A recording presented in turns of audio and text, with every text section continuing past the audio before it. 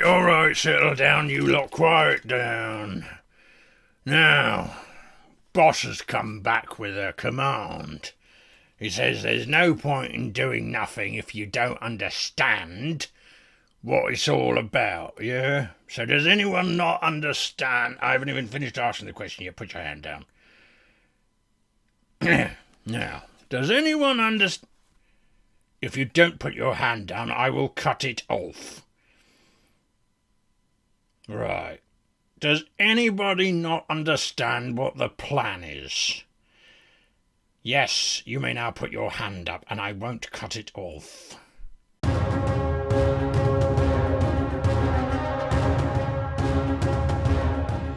Hello and welcome to today's show. Our sponsor is Yarrow Studios. Yarrow Studios producing this play flat battle map book, which is packed with over 30 different battle maps, which are spill-proof, waterproof. You can write all over them if you so like. I mean, you can really do whatever you want. I've got some beautiful maps in here, which I'll show you. Now, you can get these maps. Now the green, of course, is keying out, but they're beautiful, beautiful maps. Now, what I also like about them, and I'm going to try and show you here, is that they come with a whole bunch of decals, and these two are stuck together because I pre-made the map beforehand. But they've got these beautiful little decals. This is a little catapult, and so you can say, well, there's a catapult over there. You need to destroy the catapult. What's keying out over here is that this is a little bit of green slime. You can't really see it because it's green slime, but it is green slime, so we can slap that down here. Oh, look, there's a hole in the map. You can see all the way through. So they've got some beautiful, beautiful maps that you can have a look at. Look at that ice map. That ice map is just stunning. Well, it's better, of course, when it's not keying out. I don't know why it's keying out. It's not actually green. But anyway, there it is. And again, these great big decals, some of them are huge. This cloud here is fog cloud. Plop. Fog cloud. And you can see tentacles over here. Here are tentacles. The tentacles move closer. Okay, so yes, you can do all sorts of wonderful, wonderful things. I'm going to show you some more here that I've done just to give you the variety, the sheer variety that this book presents. Like I said, there's over 30 of them, ranging from interiors to exteriors to completely keyed out. This is sort of grass. Didn't think about that, did we, when we were putting this demo together? What I also like is right at the back. So they've got some really cool, again, green maps because it's grass, right? But I did choose all of the green things, didn't I? Anyway, so if you can see it at the top there, there's a set of teeth there. It's like elemental cloud of mouth. I really like that. And you can move that around as you so like. I did choose all of the green bits and bobs. Now, we talked about those decals. I kept them in the front here because I thought it was going to be clever. So they come on vinyl sheets, which are quite nice. And you've got a whole bunch of different ones to choose from. You peel them out, place them where you so choose. Lots of greens and yellows, obviously causing major issues with the green screen. But yes, just a whole range of cool effects, all to the right scale as well, by the way, which is really, really useful. Now, that is Yarrow Studios Play Flat map, immersive battle maps. It's a lovely, lovely product, really robust. Book's kind of heavy, so I'm going to put it down now.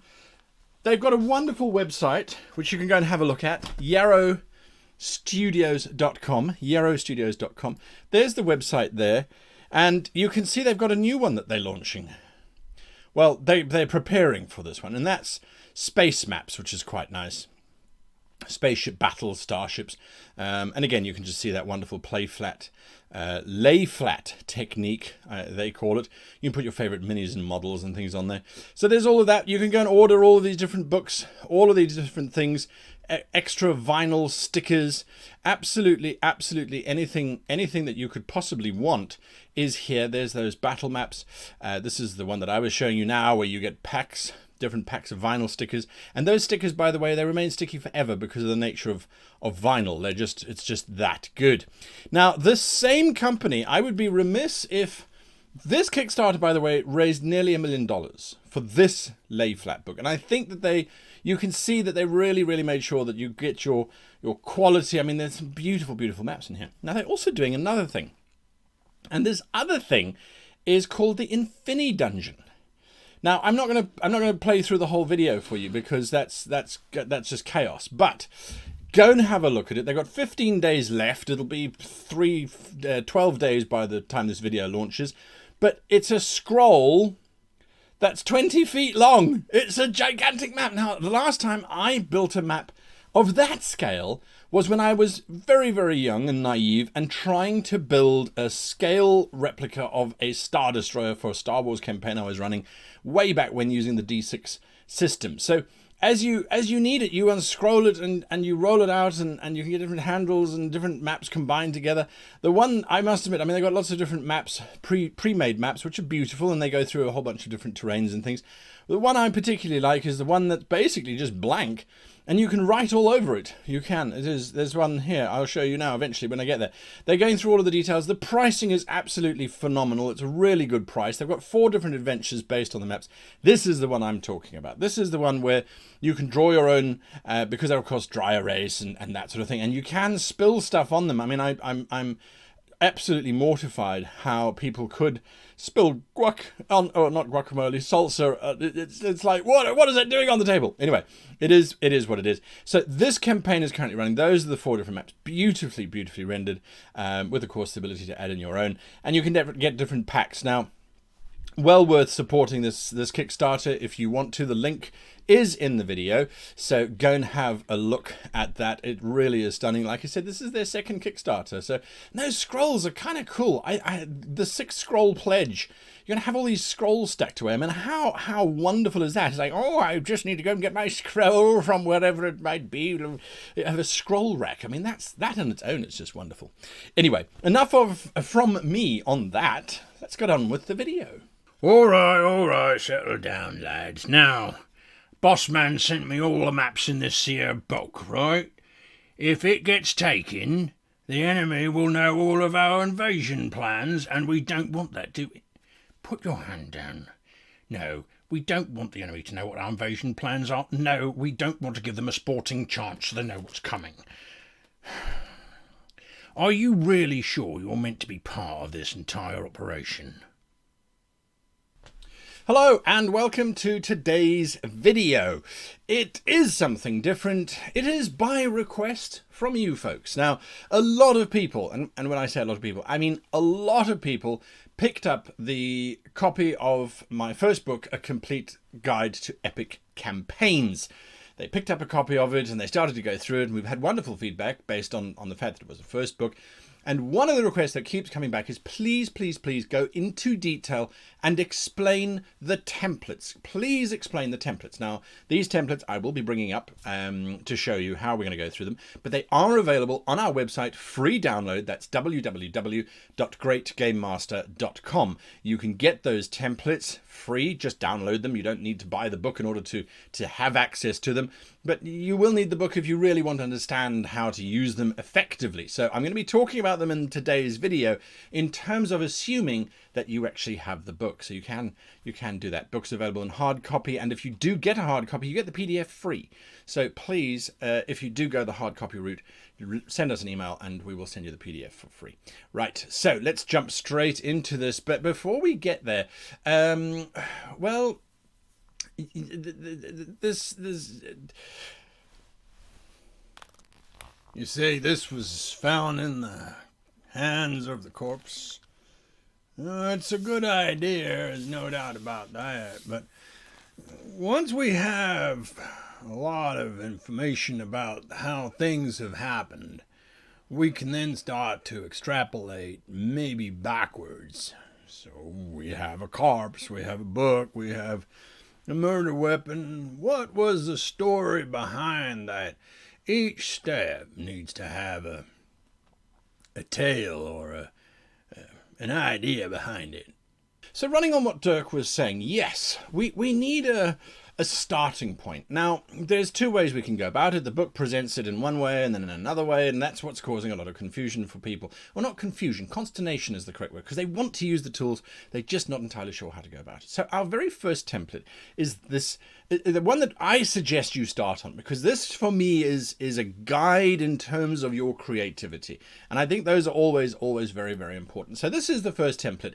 This is the Master Plot and Adventure Developer. Now, this is the one that's throwing a lot of people because they go, how does this work? I'm not entirely sure. Where do we go? So we know our sentence. Somebody wants something by a specific time and is having difficulty getting it using certain forces because of opposition. So that's this top line right up here. If you can see that up here, it's this top line here. This is what we're working towards. So who? This is the straightforward one. People get this one. So let's say it is Barbarak wants, I don't know. Barbarak wants power over life and death. Okay, now I did not plan this out because I want to show you why we want this template. So power over life and death, and he needs it before his wife dies. Okay, this is a classic love story. He's having difficulty getting it because why? What is the difficulty? The difficulty is well, what is he having difficulty getting? That's the question. Let's say it is souls. He needs souls, so he's having difficulty getting these souls. Let's just put it there. And well, how is he trying to get those souls? He's using, let's say, a jar of soul collecting. Don't know why the font's getting narrower and smaller. Let me just correct that a little bit. I suppose it wants to try and fit in that gap. So jar of soul collecting. Why is he having difficulty getting it? He has run out of souls. So he's surrounded by the undead or something. I don't know. Maybe that's why. And so now he's going to try and get the souls of the player characters. Because this is a role-playing game and that's the template. So this is normally where we would stop. We would say, okay, well, there we go. That's fine. This is our general idea. But it is just an idea. It really is. And it's not something that... let me just appear. Appear! I did not appear. Oh, I know why. There we go. So this is not a fleshed out idea. This is our sentence. And from here we can develop and we can encourage. But the table has got so much more into it, hasn't it? There's so much more there. So let's say what. When we now start working down this column, what? What is Barbarak? What is Barbarak? Is he a necromancer? Is he a dark lord of the Sith? Is he some super powerful being? That's what we get to answer here. And we get to answer it in an interesting way. So let's get some text going in here. So Barbarak is actually, I would say, let's make him a king. No, hang on a moment. Let's not make him a king. Let's make him something interesting. Let's make him a peasant. This is going to create some interesting ideas. Why? Why does making him a peasant create interesting ideas? We don't yet know. Okay, but he's a peasant. So Barbarak, the peasant, wants power over life and death. Now that's already an interesting little space. So we continue. Where is Barbarak? So Barbarak is based in a marshy hut. Yes, marshy hut. He lives in a marshy hut.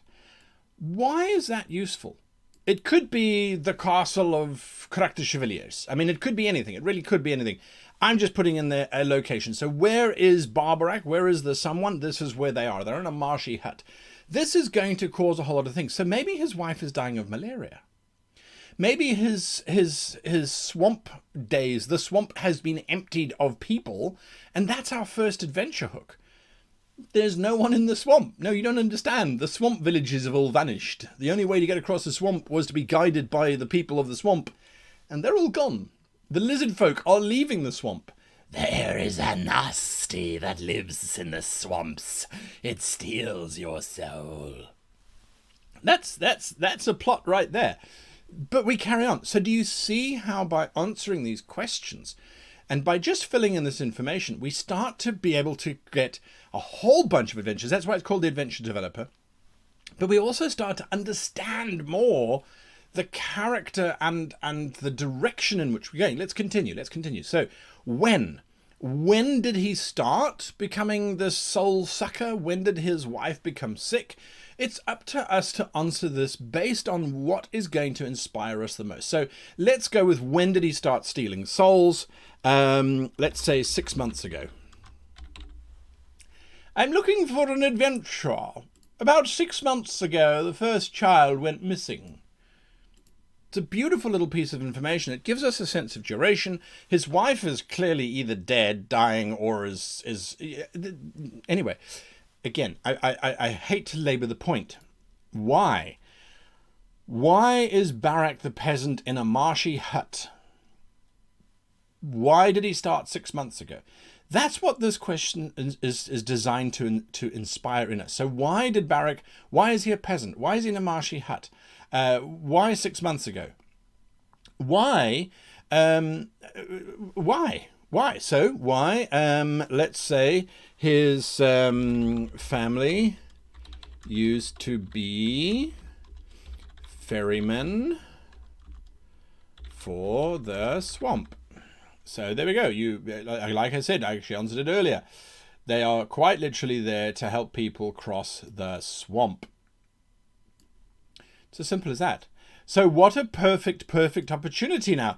Look at how it changes our adventure. So he's depopulated the swamp village, and then travelers who are taking the only ferry that's left and is untouched by this evil scourge, the only ferry that takes a journey across the swamp, and suddenly people on the ferry start disappearing.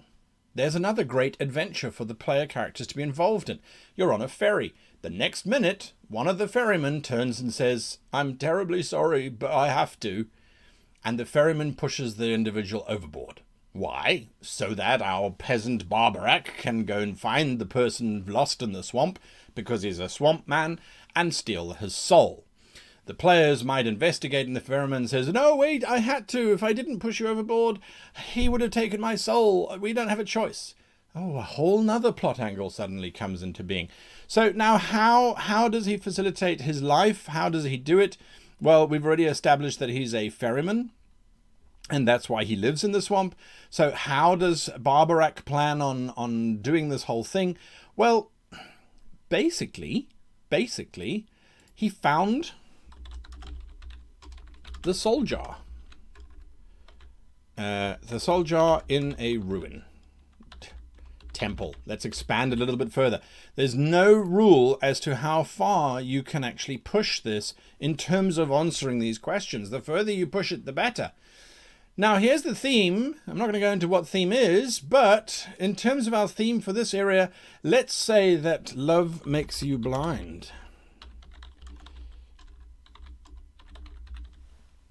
Love makes you blind, or love kills you. I mean, it depends on how we want to do it. So how then, or what should I say, because we're following the table, what do we expect of Barak, who's madly in love and is blinded by that? So what we expect is, we actually expect a good person blinded into evil acts without choice. I couldn't, once I found out that I could sacrifice a soul to keep her alive, what choice did I have? I wasn't going to let her die. And these strangers coming through the swamps, most of them are scallywags escaping the main city anyway, and no one seemed to miss them. Once I did the first one, it was easy to do the second, and then the third. But my Molly, she stayed alive, and that was the important thing. It's so easy. A good person is blinded into evil acts without choice. They can't stop themselves once they started. So how do we establish this particular theme? How do we establish that love makes you blind? Well, I would say quite easily that flowers are growing everywhere. Let's say red lilies. Okay? Because, well, red roses, but red lilies. Lilies grow in a swamp, roses don't do so well in a swamp. So we show that this is a loving place. This is not the dark, dank, evil swamp. That makes it a lot more interesting. And when you get onto the ferry, he's a happy, good person, right up until the point that he decides that you're a bad person and he's going to steal your soul. So what's going to make him different? What's going to make him different is, I think, his hatred of those who don't care about love. Because love has trapped him. He knows what he's doing is wrong. He's not an idiot. He knows what he's doing is wrong, but he does it anyway because he can't stop. He's in absolute love. He's absolutely in love. So when he sees people who are not, or who are diffident about it, or flippant, and love's fool's game, I will take your soul. Love is very serious. So that's how we sort of, love makes you blind, and I think that those who are blind to love, we flip it on his head, and now you are no longer loved, but you are now hated. So that's the different approach. Okay, so that's the relatively easy one, and if you're still with me, it means that you really want to develop your skills, and that's absolutely brilliant. So let's now move on. Let's move forward. Again, we're going to work through each and every single one of these in exactly the same way. So I'm going to jump to, well, let's do it.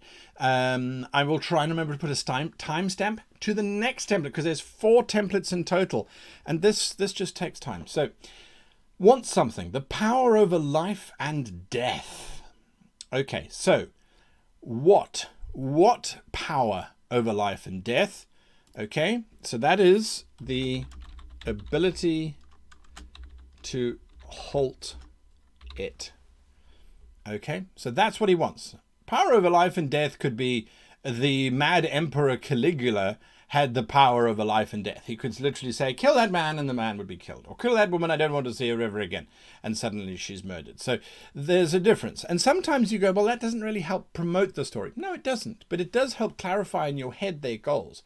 So that, for example, would Barbarac kill someone and not take their soul? No, he wouldn't.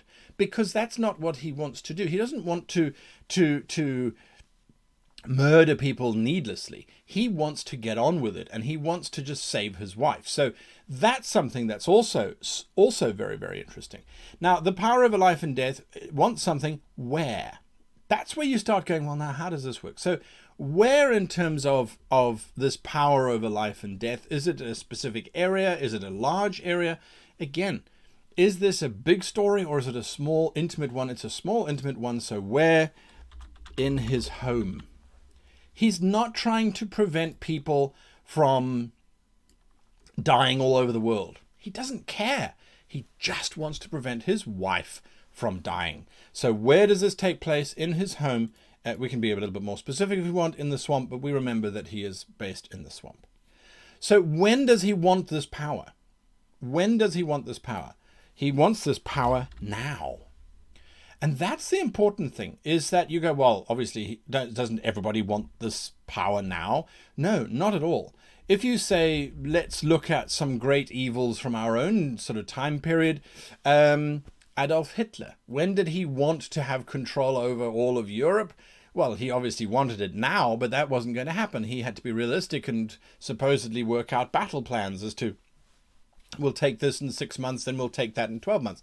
So if you're running a campaign where there's this mad emperor who's trying to take over the world, it won't be now, it'll be in the next 3 months. We must take this kingdom, or we must do that, or we must do this. If we take over the world within 5 years, that's a good game plan. So sometimes it's important. So when does he want this thing? He wants it now. So he's going to be acting now. He's not going to be taking time. He's not going to be developing. And what that's going to do is that's going to have ramifications on our other side. When we get to the other adventure outline. So this is an important one. This is really, really an important one. Why does he want life? Why does he want this particular thing, the power over life and death? Okay, because his wife is dying. But we can be a little bit more specific here. We can say that he discovered jar.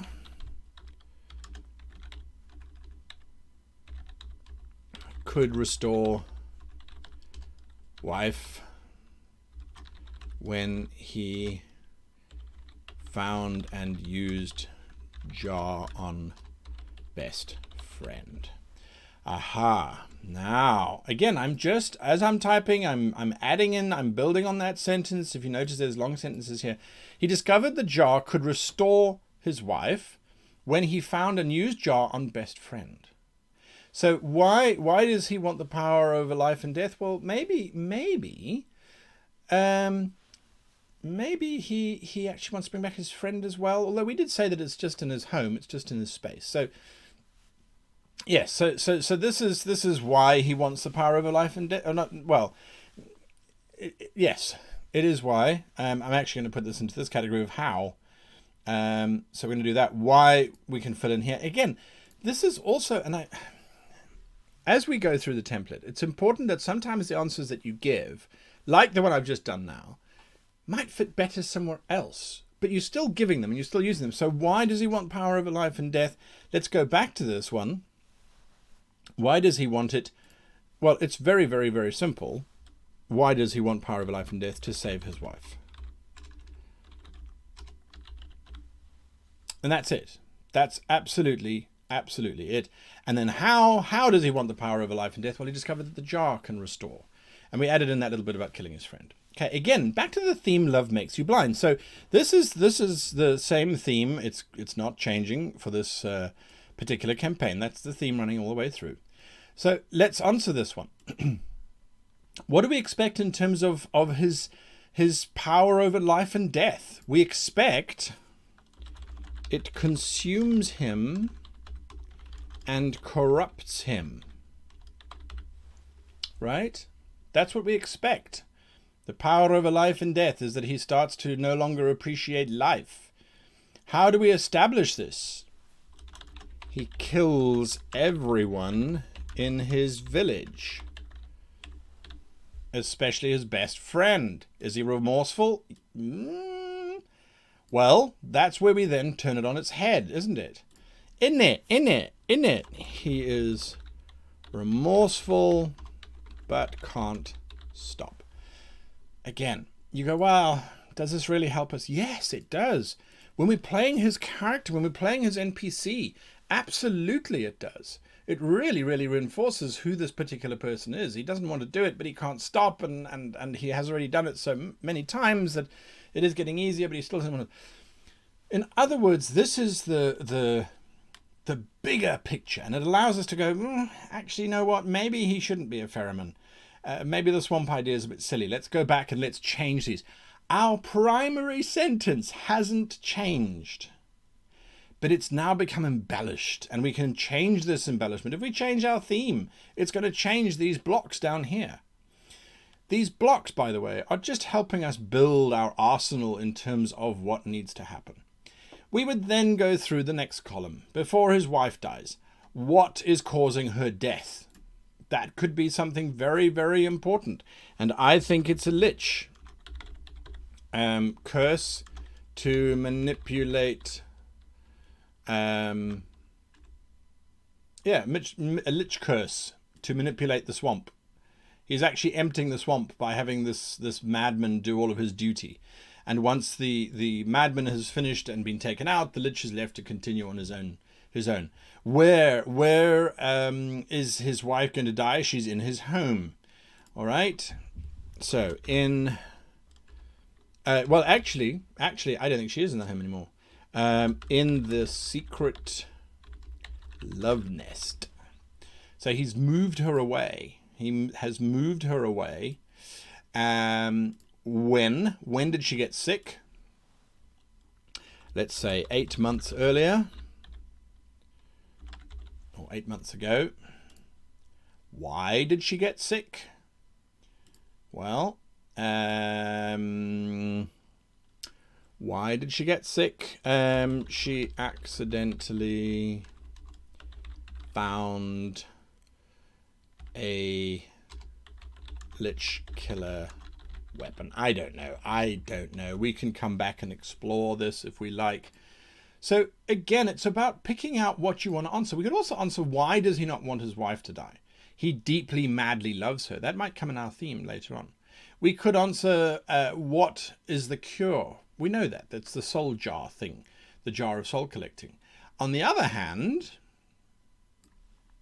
We could also start to put in here the cure. So how, how is he going to cure her before she dies by this specific time? He needs to collect souls. So let's say Barbarak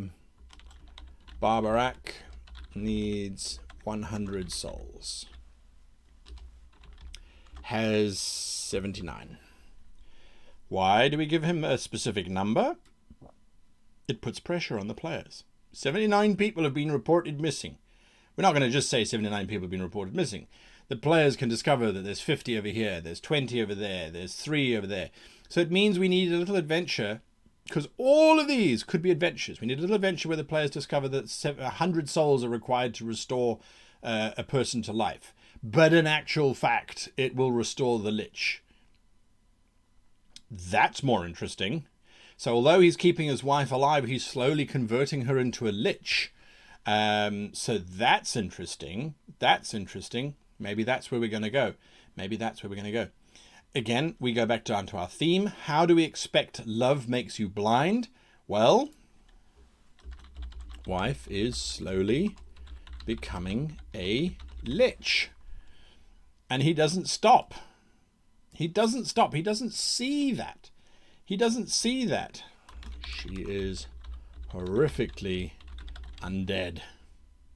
So that's how we establish it. No, that's not how we establish it. How do we establish that?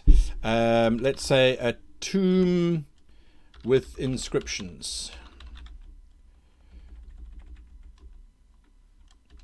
Details. Lichification. That's how you spell it. I don't know. That's how you spell it. Anyway, you didn't come here to watch me type up these templates. Well, actually you did. So here we go. Right. So there we go. And then how is this different? Wife is lovely and innocent. There we go. So she's lovely and innocent, but she's being turned into a Lich. So what are you going to do about it? What are you going to do about it? Right. Halfway there, halfway to go. And yet we've got this remarkably well-developed story starting to come through where Barbarak, who at first we thought was the bigger villain, there's a Lich curse. There's a Lich curse, which he was completely unaware of, and so were we at the start of this entire thing. As you've been watching this video now, almost 30 minutes long, we've been making this up. I've literally been making this up as we go, and this is where we are ending up. It's quite interesting. It's quite interesting. So he's having difficulty with souls. What souls? So I would say it has to be sentient souls. Why do I put that in? It's a restriction, and it's a restriction that allows the players to put 2 and 2 together. Why not any soul? Why not any soul? Well, because if you want to become a Lich, you need intelligent souls. You need souls that had the capacity to reason and think in the first place. At least that's what I think. Anyway, so he needs sentient souls. Where does he get them from? Ferry travelers. Okay, previously the villagers, which are no longer. When does he collect them? Usually when alone or separated from the group, because he is a peasant. He's not a well-skilled murderous monster. And why? Why is he having difficulty getting souls? Why is he collecting the souls? Well, we know, we've already answered that. He's collecting them for this jar of souls. So what else can we answer in terms of the why? Why is he having difficulty? Well, run out of people scared away. It's as simple as that. It's as simple as that. This answer, you go, well, that's obvious. Yes, but now you can have an NPC who says, oh, if you want to go around the swamp, well, if you want to get to the other side of the swamp, which is you go around it. It's only a 40-day journey, but it's well worth it, because the one-day journey across the swamp, you might not survive. I wouldn't go that way anyway. It's cursed, I tell you. Just a little answer, and suddenly you have this NPC who's giving the party an alternative. You make the alternative absolutely ridiculous so that they kind of have to go through the swamp anyway. It's also possible to have the mayor of the town saying, well, yes, look, trade has slowed down significantly since the swamp people have vanished. Inexplicably, as a matter of fact. Some of the bodies have washed up. We found 25 of them, yes. The regular peasants won't cross the swamp anymore. We sort of have to force them to do it. They'd rather take the 40-mile hike around the swamp, which is equally dangerous because you're passing through the mountains of the Ooks, and they are a particularly savage tribe.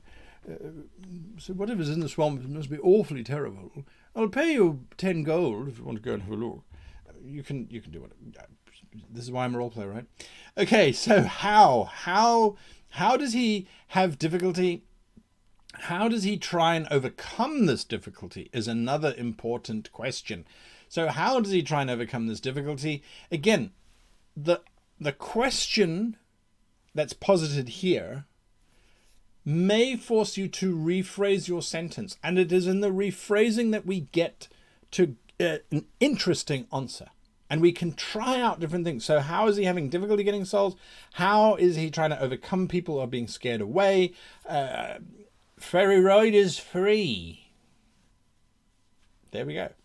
So it could be any number of things. We just decide which one leads us on the most interesting one. So ferry ride is free. That should be suspicious already. And say stalking outskirts of town. That's what he's going to do. He's run out of souls. He's not going to give up. We know that he was going to do everything in his power to save his wife.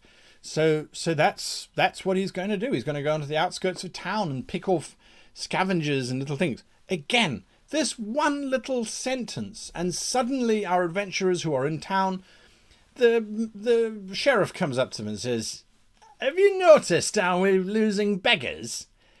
I'd like you to investigate. It's very strange. They're just vanishing. Apparently there's rumours of a beastie that's hunting them in the sewers.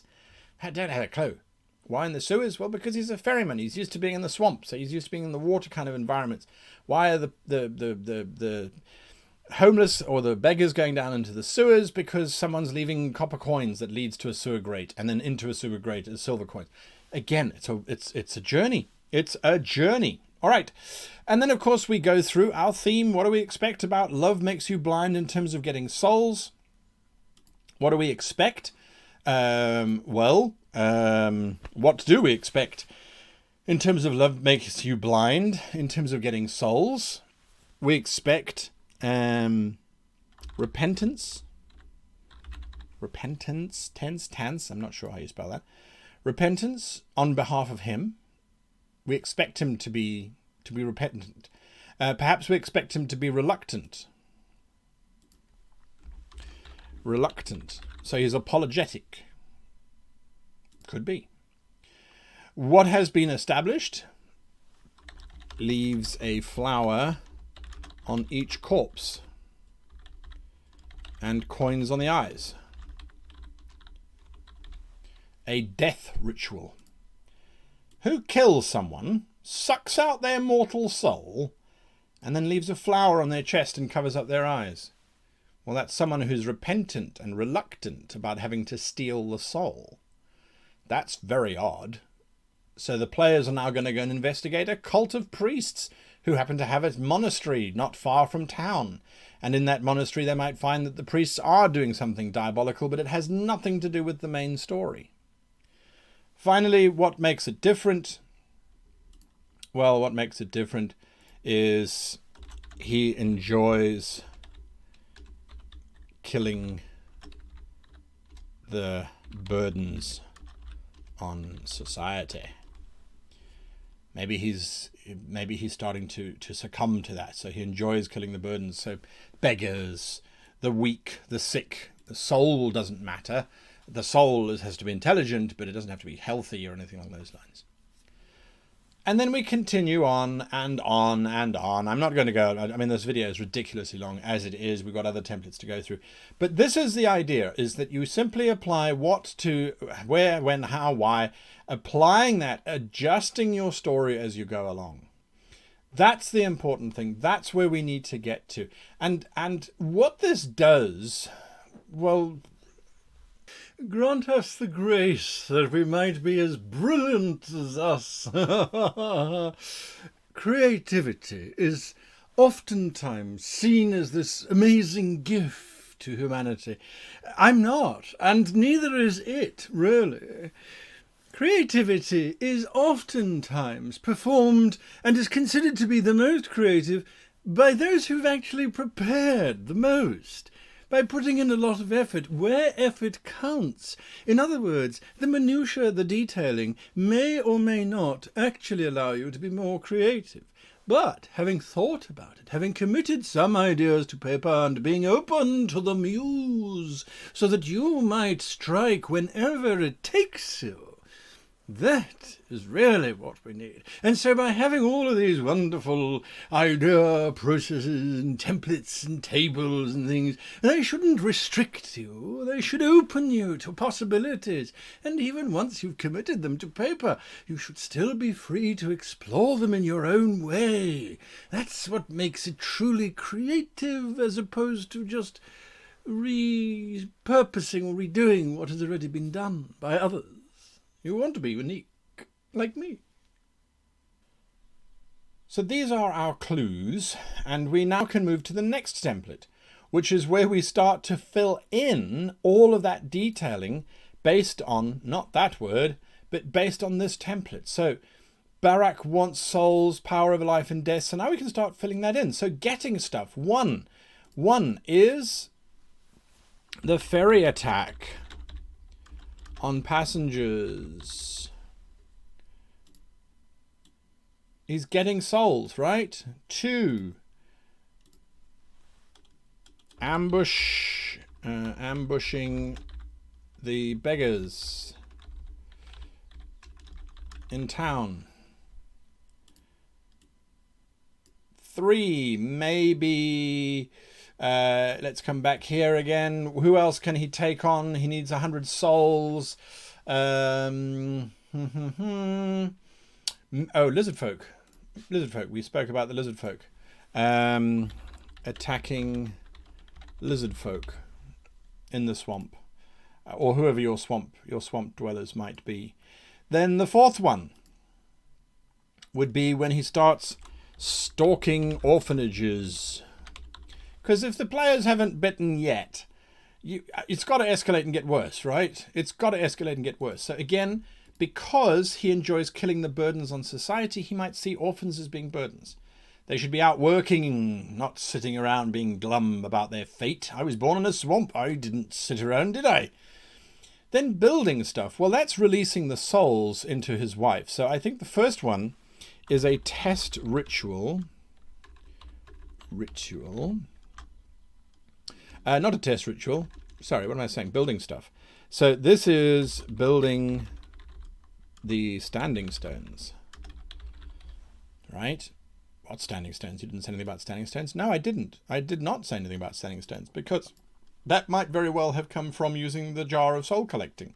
Or he has run out of souls and he needs to build this soul thing. So it might have come in from there. Where did it come from now? Just, I don't know, top of my head, I'm busy thinking about it. I'm also following this table. Everything is designed to help you think and improve, and just to look at your story from a different perspective. So building the standing stones. Then he's got to build the altar. And again, let's come back to our theme of love makes you blind.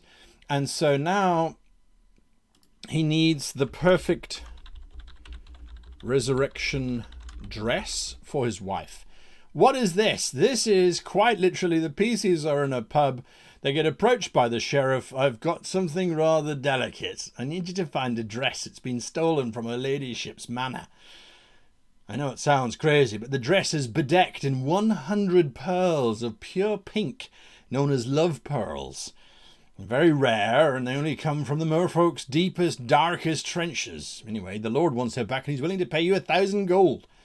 It's a lovely little adventure for them to go on. It has nothing to do with all the other bits and pieces that have come beforehand. So there we are. Do we need a 4th building stuff? Maybe we do if we really, really, really wanted to. And let's say that is the kidnap of a priest. He needs a priest to be able to read from a tome or a book, or to actually incant the messages that his wife is saying. Then he needs to test stuff. So this is now an undead let's say an undead monster. So does it work? He infuses 10 souls into this crafted beast. The undead monster now attacks. Yes, it did work. Okay, great. He needs to then prepare his bride, or his wife, I suppose. She's not his bride, but it sounds more intimidating. Prepare his bride, getting her from the secret love nest to the standing stones, and we can throw in all kinds of things there. It could be a random encounter. He could actually get the party to help him if that is the case. I mean, that would be particularly beautiful. Oh, I'm taking my wife to a final resting place. Wouldn't you give me protection through the swamp, please? And provide the final souls I need. I mean, thanks. Do we need any more testing stuff? Again, if we so choose, we can. Realizing his goal. So this would be the actual sacrifice of the final soul, and that will bring about dark clouds and destruction and allow everyone to realize what's going on. Then we get down from there. We don't do that because that's not going to show up. We then have the sacrifice of the soul. We have the defeat of the semi-lich and her husband, Barbarak. And they are defeated. And what does that reveal to us? The surprise sort of ending, the thing that will close off the entire thing, is the tomb of the lich who started the curse. So the Lich hasn't been a nemesis. The Lich is not our primary protagonist. The Lich has been passive, but maybe there's a tomb, or maybe that's where we can do the testing of the stuff. Maybe the players find the tomb, as a matter of fact, and we can put that there. And then our realizing of goal is actually only a 2-phase rather than a 3-phase. So that really allows us to be creative, and we're being creative based on the restrictions that we gave ourselves here. Now, I'm afraid that this is not going to help us at all. I mean, it's all just beautiful maps and things. There's nothing in here, there's no words in here. So, not going to give us any kind of direction at all. And of course, one needs direction when you're sort of following a map. So you have to sort of write it all down in a sort of a book, and this is just maps. It's really not going to help us. We always need direction in whichever endeavour we're doing, otherwise we're not entirely sure where we're going. And in this case, I think it's sort of just the cover has got words on it, and that doesn't sort of give us very much in terms of what we want to do in terms of direction. So, yeah. In terms of the story. Well, yes, you need a direction there too. Absolutely. I mean, there's house, and structure and that sort of thing. I mean, those are the buzzwords today that the young kids are using. I'm fairly certain of that. Or is it bizwords? Anyway, book's completely useless, just full of maps. With that in mind, we can now move to our adventure template, which is the third template in the book. And this is where we really can delve into that journey into this unpacking. This, I think, is fairly straightforward. There haven't been a lot of requests to talk about this, but I wanted to show you the entire process, the entire journey of how the templates work together. So here, you would fill in the details for adventure number 1. You would literally come here and you'd say, ferry attack on passengers. Right, the objective, the ferry needs to be attacked and the passengers need to report this to the party. What must the party find out? What do we expect? What must the party learn? They must learn that the ferry has been attacked and that people have gone missing, if that's our first setup. Then we start breaking it down. Okay, how do we get the introduction of our goal? Well, our goal is to find what attacked the ferry people. And that might be the ferryman himself, and he has gone demented because he has seen what Barbarak is doing, and that's about it. So we then go through that process, we'll unpack it, we add to it. It's not just going to be a ferry, maybe the ferry is in a swamp and there's lots of crocodiles, and to get to the ferry is very difficult. So we can really embellish that, add to it, and of course there is our thwarting, delivering, collecting, discovering options. This could very well be a discovering. What happened on the ferry? Where did the people go on the ferry? It could be the Baron's daughter's, son's, uncle's, postman's wife has got lost on the ferry, and as a favour, they are going to go and investigate why, and they've hired the PCs to go and do that. So we can then track that. If we really want to break it down even further, that's then when we come to this page, the Adventure Phase Planner. And this is for the first phase. This is where we really examine this adventure template and we say, right, what makes it cool? Is it swamp? Okay, well, what's cool about a swamp? Sinking sand is cool about a swamp. Depression is not cool about a swamp, but maybe that's something that we want to add. That's maybe something that we want to add. Yes, it's all there. It's all laid out for us. We can then put on our monsters. If we want to break it down to this level, if you really, really, really want to break it down to this level, you can. And you can print these out and just keep these with you as you're running through it. You can do this per scene if you like, per act is probably a better way to go. If you're changing locations, it really does allow you to organize your life. And with this, you could then even have maps prepared, or even with this one, you could have maps prepared. With the coolness factor is that there is a swamp. There's a big circular area in the middle, which is an ancient arena, which is sunk half into the swamp. And that's where the player characters have to have their battle, because that sounds cool.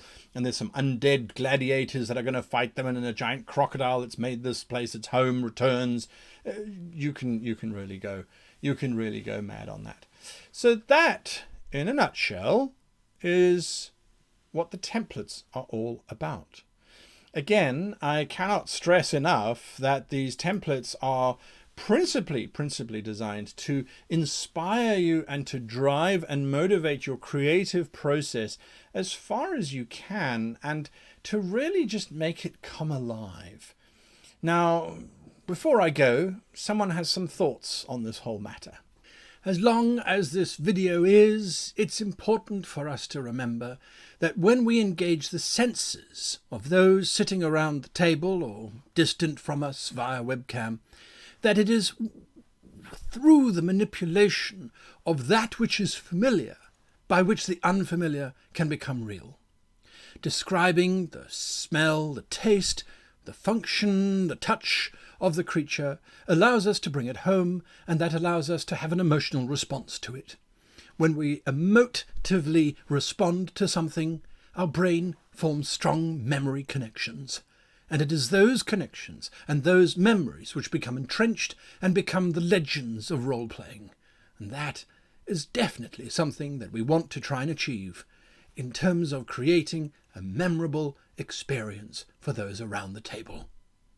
Once again, a big shout out to today's sponsors of the video. That's Yarrow Studios with their wonderful giant lay flat book. If you want pre-generated maps that you can play on your table, this is really great. I wouldn't recommend perhaps using them for online play because it's a bit difficult to fit the book on your screen. But yes, for tabletop play, the book really does sit absolutely flat. I mean, I absolutely can't recommend it enough. It does exactly what it says it's going to do. So, and there's just so many cool maps. I wish the green screen would not work so well to allow you to see those caves and all kinds of wonderful things. So, Yarrow Studios, check them out, yarrowstudios.com.